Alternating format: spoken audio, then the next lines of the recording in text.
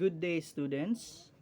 We are done discussing about the introduction to materials development, where we define what is materials and also what is the materials development. We also learned the current trends and issues of the materials development, and also we learned who should develop the materials or the materials development. Aside from that, we also learned the process of how to adopt a material and how to evaluate a material. So for today's discussion, I will discuss to you the materials for the teaching of grammar under the developing specific materials. So language plays a very important role in our daily lives because it is a way to communicate our ideas to others. Also, with language, everyone can express feelings, wishes, opinions, and needs. Therefore, without language, it will be difficult for everyone to understand the meaning of the words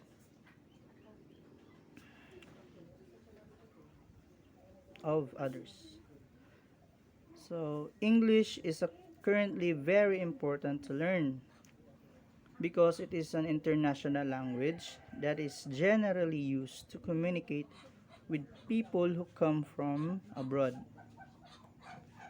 So, learning language grammar, commonly the English language, is a challenging thing for many of us, especially to those countries who do not make English as their mandatory language. For example, the country of North Korea or the South Korea, country of Japan. They do not use the English language as their mandatory language. So, in language teaching, as a crucial component in learning English, it is a basic skill for four other English proficiencies or the macro skills: the listening, writing, speaking, and reading skills. So, without knowing grammar, a language learner is barely or have they have struggled to or unable to acquire the other skills as aforementioned.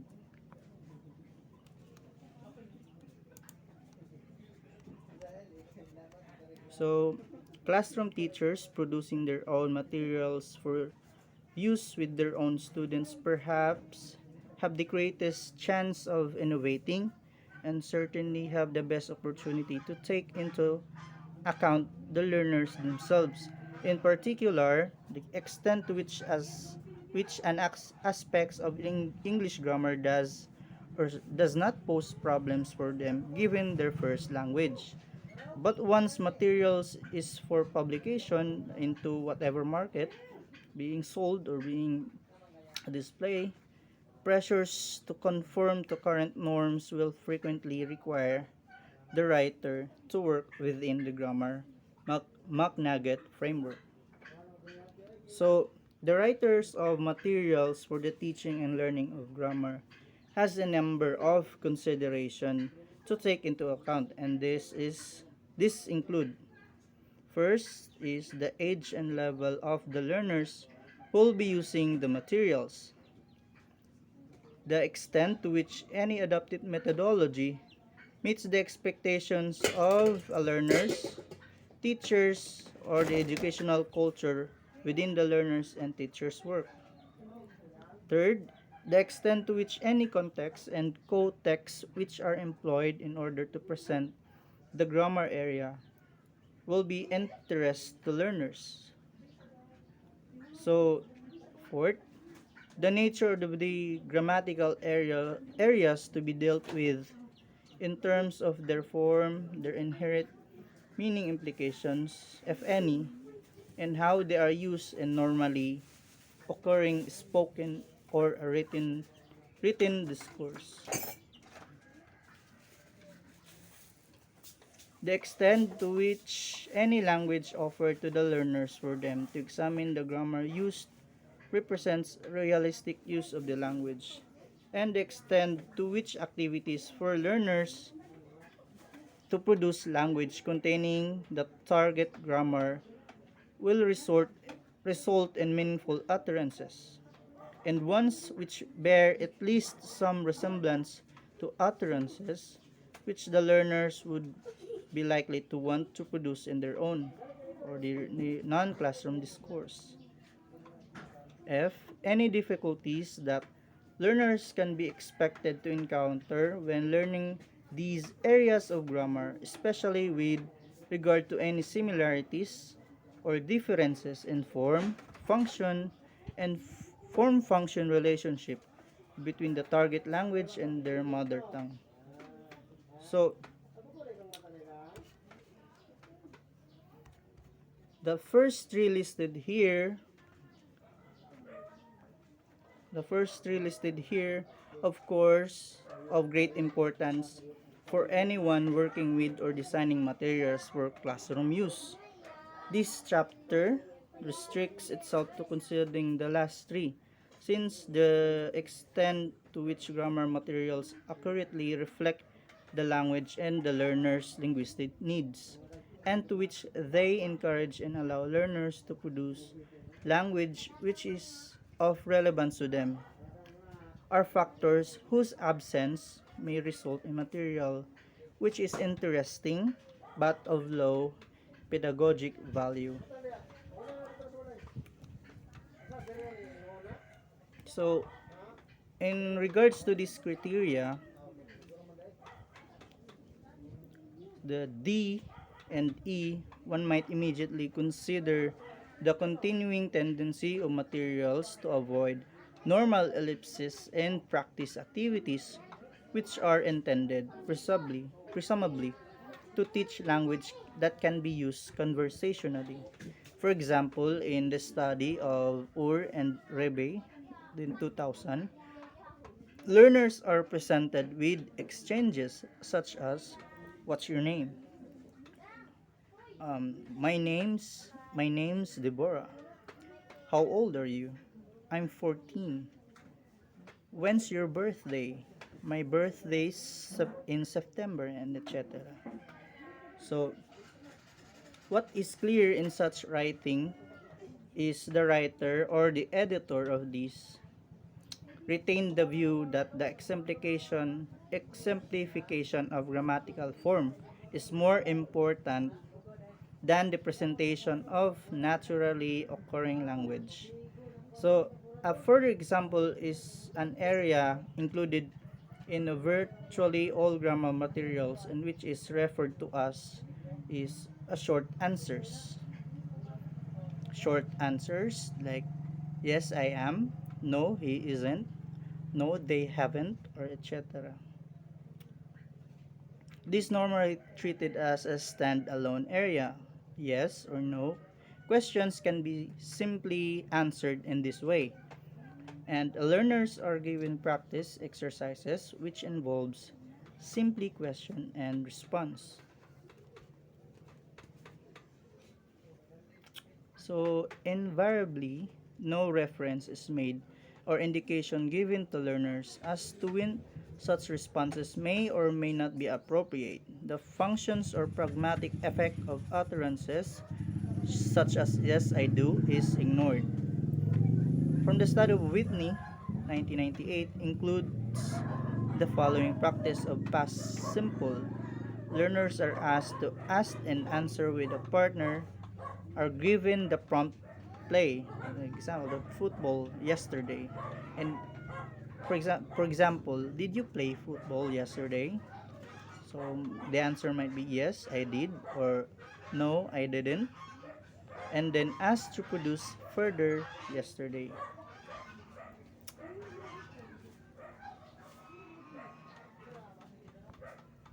So, getting learners to produce only these short answers is presumably based on the belief that they do not have the linguistic armory to say more. However, their use as encouraged in such exercises could often, in conversational settings, result in learners coming across as brusque, if not downright rude.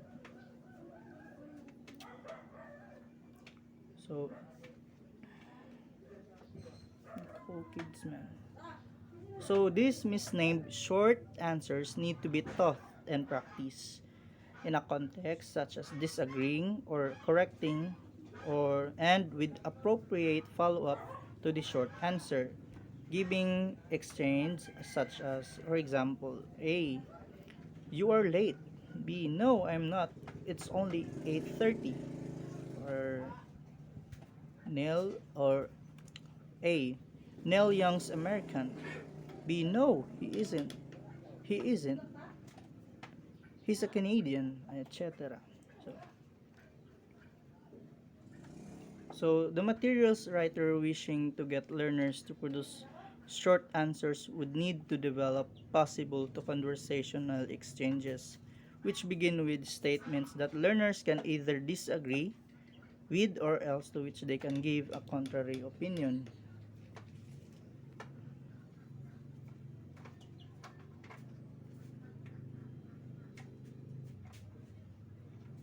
So exercises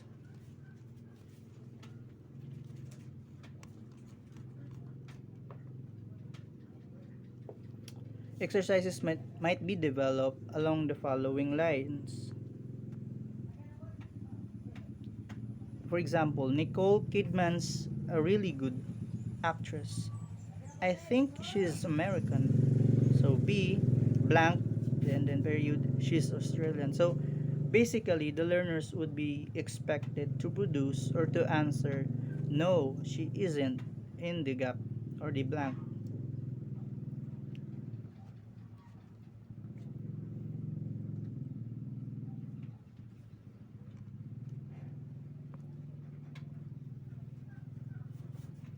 So one example to be looked at in some detail here is reported speech.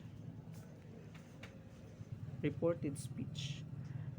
Willis in 1990, among others, has argued that it is unnecessary to treat treat treat this an area of language with its own separate existence and set of rules. One might also argue that for conversational language use, it is a relatively unimportant feature of language to teach, since direct speech reporting, where the speaker gives an apparently verbatim report of what someone said, is an important and recurrent feature of conversation. Based on the study of Beaver et al. 1999, a position which in fact acts as the starting point for a section on direct and indirect speech in Carter et al. 2000. So, reported speech as an examination. So, um, if we look at what a speaker needs to do in order to produce an utterance in reported speech, we will find things such as A. The ability to select a verb which reflects how the reporter views the original speech. Example, say, tell, explain, suggest, admit, ask, and etc. Knowledge of the implications of the verb selection for the following structure. Example, he asked, he asked me if, or he asked me to. The ability to refer to periods of time at a dictic distance. Example, the day before, the following day, 3 weeks later, as opposed to yesterday, tomorrow, in 3 weeks time, etc. And also to make other dictic references at a remove. Example, the house as opposed to this house.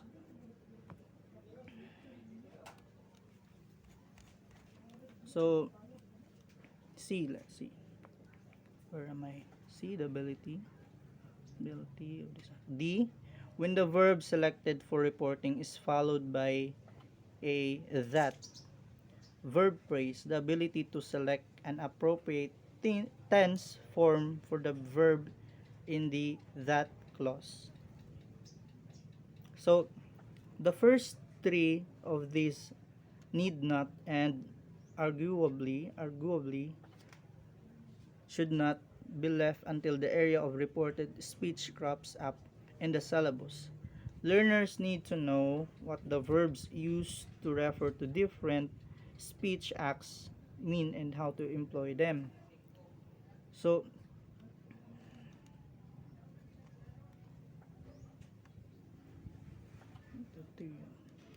the verbs have differing grammatical implication. Some inform, tell, or persuade, or etc.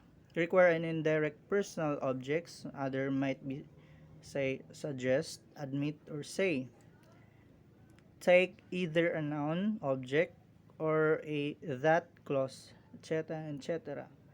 But these features are of the verbs themselves, not of reported speech, and need to be taught at the verbs occur during a course. Equally, the time phrases, demonstrative pronouns, etc., have no exclusive linkage with reported speech and can be taught and practiced with narratives and so forth. So, many of the so called features of reported speech can then be seen as quite separate and taught as such. And so, an approach can be developed which provide learners with a great deal of the linguistic armory they need in order to report a speech without teaching them reported speech as such at all. So the fourth point, however, that of selecting the appropriate verb tense form, it perhaps more complex. The verb select is used here consciously.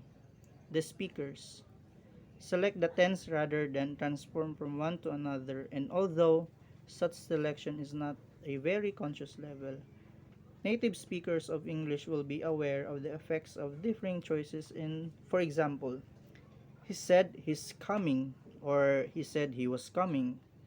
Example of this, a reporter of a speech act which referred to tomorrow may employ either the phrase the following day or similar, or else maintain the word tomorrow, depending on the circumstances of the time of reporting. So to illustrate, if someone approaches me as I am writing this and says, example, John's arriving tomorrow, and I report this later today.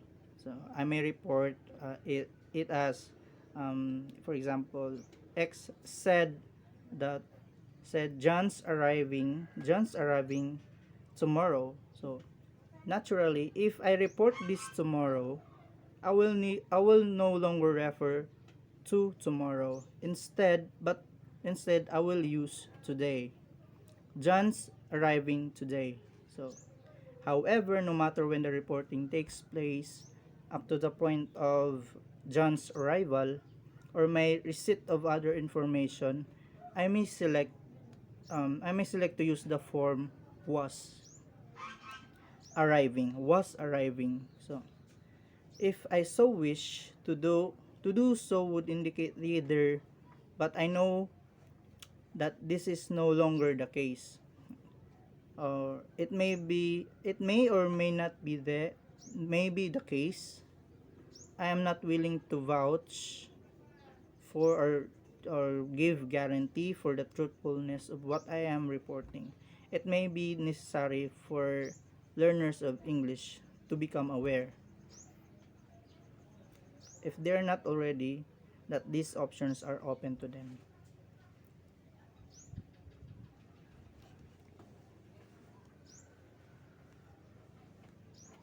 So, at this point, what has been said about reported speech is liable to incur objections from grammarians such as the study of Swan 2000, who inveighs against what he terms the I have seen the light approach to areas of grammar which he described as follows. We normally teach such and such a grammatical topic, the present perfect, articles, prepositions, or whatever, by giving a large number of superficial rules of thumb. These don't really get to the heart of the matter, and they give the impression that the relevant grammatical area is bitty and arbitrary. In fact, however, there are deeper underlying patterns which guide native speakers' instinctive choices. If we have if we can tease out these patterns and convey them to our students, everything will fall into place and the relevant structures will cease to be problematic. So, let's move on. We are in receptive grammar activities. Receptive grammar activities. So, much grammar practice in the area of reported speech is of the kind which requires learners to take a given utterance in direct speech and transform it into a reported speech, and to do so by shifting the verse tense. It is hard to imagine that this bears any resemblance to what happens in actual language production and in real time. Online language production is what learners want and need to be able to work with.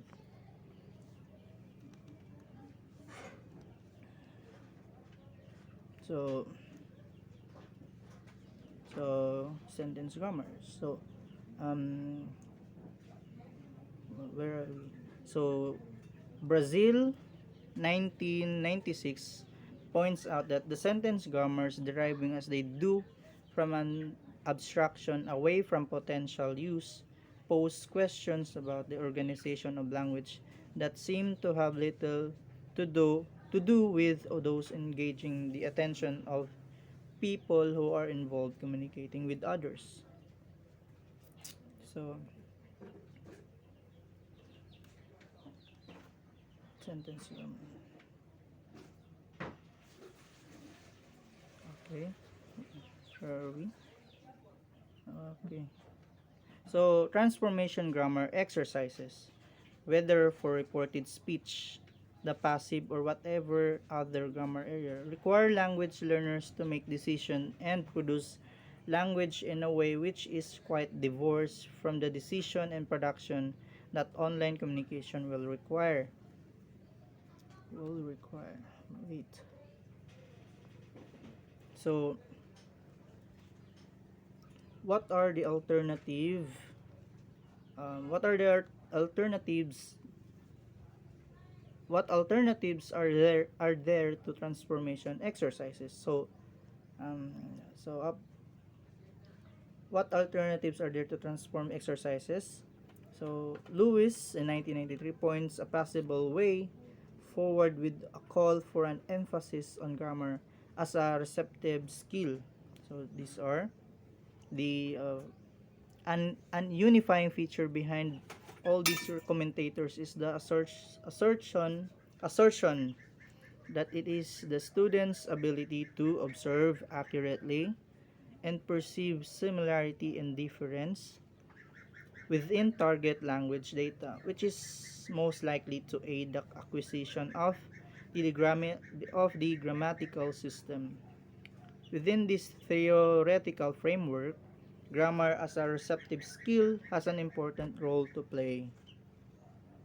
So, this is echoed in many ways by Ellis, who argues for what he terms interpretive tasks, which focus learners' attention on a targeted structure in the input and enable them to identify and comprehend the meaning or the meanings of this structure.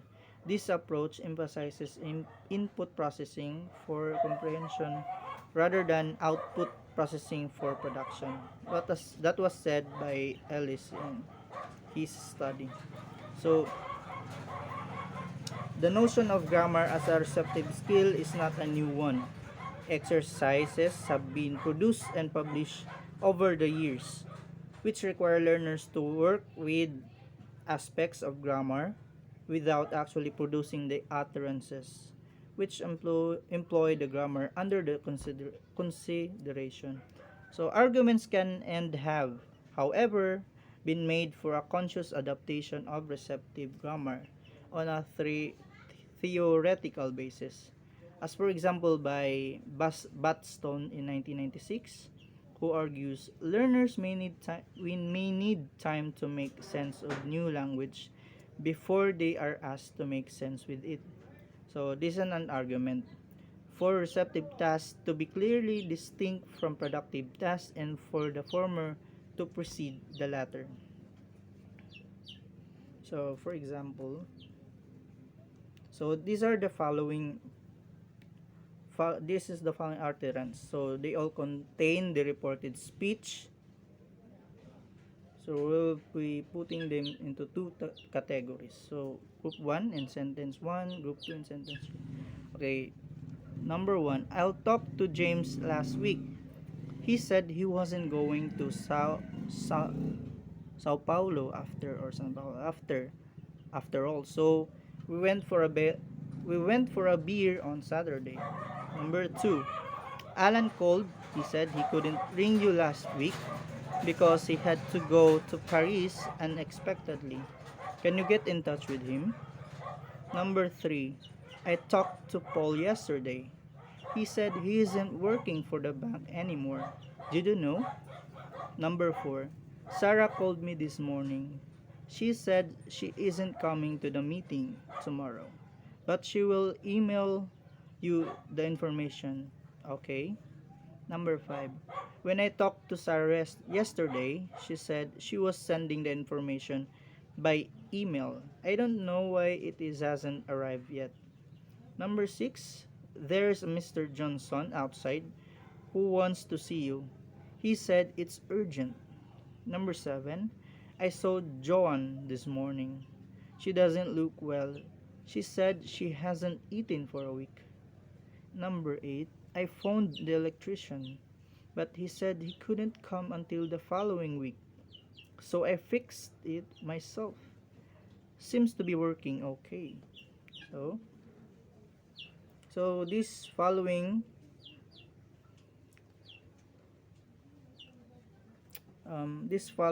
utterances. So the sentence for sentence 1, 2, and 5 and 8 all illustrate the speaker's use of past form in reporting the speech, while 3, 4, and 6 and 7 illustrate the use of present tense form, including in the case of 7 present, it is a present perfect form. However, unless learners are particularly astute and their first language operates in very similar ways, such an exercise will only alert them to the fact that some reported speeches operates with the past tense and others with present.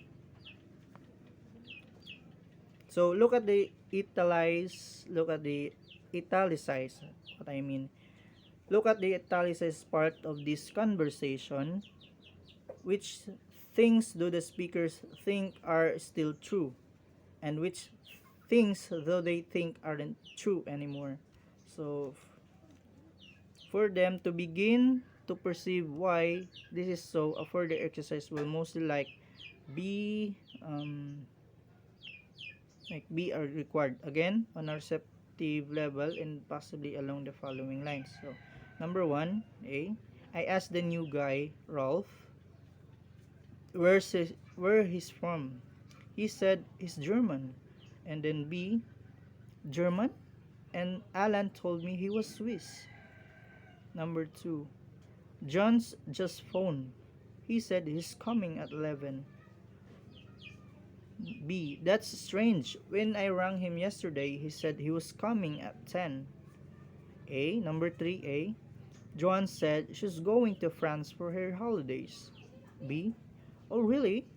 She's always changing her mind. 2 weeks ago, she said she was going to Italy. Number 4, I can't believe you are ordering sushi. You told me you didn't like Japanese food. B, no, I didn't.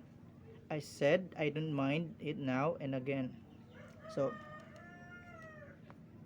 an exercises as this, of course, engages learners in a cognitive activity which will not suit all of them. It is certainly not easy. It requires the teacher as well. It requires teacher as well to be aware of such things as the use of past tense not only as a device for temporal distancing but also for psychological distancing as Lewis in 1986, as said by Lewis in 1986, and the use of present tenses for temporal and psychological proximity in order to help learners perceive this. So most of the most of these exercises like this are consciousness raising activities. The complexity and unpredictability of this language are such that we can offer no prescriptions. All we can do is outline the elements and encourage learners to examine their experience of the language. It is, however, most important that we do this. So, where are we? So, but what about practice which requires learners to produce language? A major difficulty with eliciting reported speech from the learners is that of establishing didactic references for the learners, a problem which most transformation exercises solve by ignoring. Rather than asking learners to produce utterances involving reported speech, however, one might well ask them first to make selection, as for example in this following exercises given by Strunks in his study. So choose the most appropriate verb forms. So first, I invited Jim to the party tonight. He said he blank once wanted to come. So probably you will answer once or wanted. Number 2, John's going to live in New York next year. It's odd because last year he told me he blank is going or was going to stay in London. Number 3, don't worry, mom. Dad Dad said he blank or he dad said he will or he'd pick me up from the school this afternoon. Number 4, I don't know why Jim didn't come to the party. Yesterday he said he blank wants or wanted to come, and then etc. So this is exercises poses problems since several examples allow more than one possible choice. So many people involved in ELT, and that includes learners, have considerably difficulty accepting exercises like this, which do not have clearly demarc- demarcated right and wrong answers. Unfortunately, however, language, and that includes grammar, is frequently not a matter of correct or incorrect, possible or not possible. The exercise above moves away from the right or wrong.